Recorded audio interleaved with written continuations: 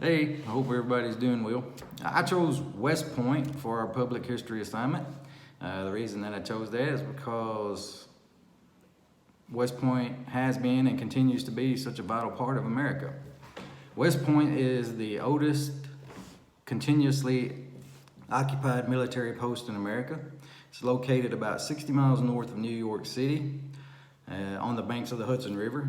And West Point played a vital role in protecting the United States, the young United States, from British invasion. In 1781, George Washington called West Point the most important post in America. If West Point had been captured during the Revolutionary War, the British would have effectively been able to divide the colonies into two and gain control of the central region of the colonies. West Point sits high above the Hudson River on a plateau, and it has a great view of the river below.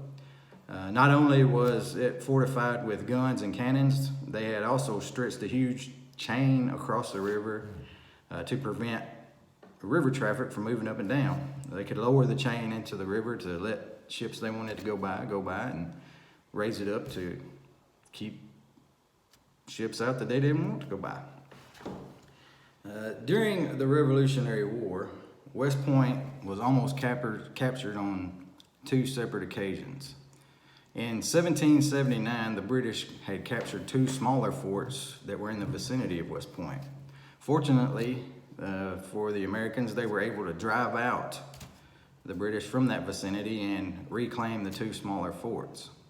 The second time that West Point was almost captured came about as a result of Benedict Arnold's treason. He had agreed to hand over West Point for a considerable amount of money and a position in the British military. It was like $6,000, which was a lot of money back then. It's a lot of money today. But fortunately, again, his plot was discovered before he was able to succeed in handing over West Point to the British.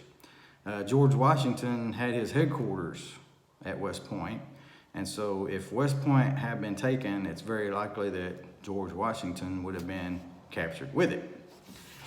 After the Revolutionary War, Washington worked for years to turn West Point into a military school. He and several other of the founding fathers like John Adams and Alexander Hamilton, they understood the need for a strong military, and they wanted to not be dependent on foreign countries if America should come under attack again. So they worked really hard and they fought against Congress to turn this into a school. But it wasn't until 1802 that the goal was finally achieved, and Thomas Jefferson officially established the United States Military Academy at West Point. And of course, it's still there today. West Point would be a great place to take a field trip. They offer guided tours, and they can design a tour specifically on your group's interests. They have tours for the period of the Revolutionary War. They have military history tours, or if you just have a general interest in West Point. They also have a youth leadership tour. Many great leaders have come out of West Point over the years, and so it'd be a great place to go and visit. There's no doubt that West Point has played an important role in America's history, and it still continues to shape America today.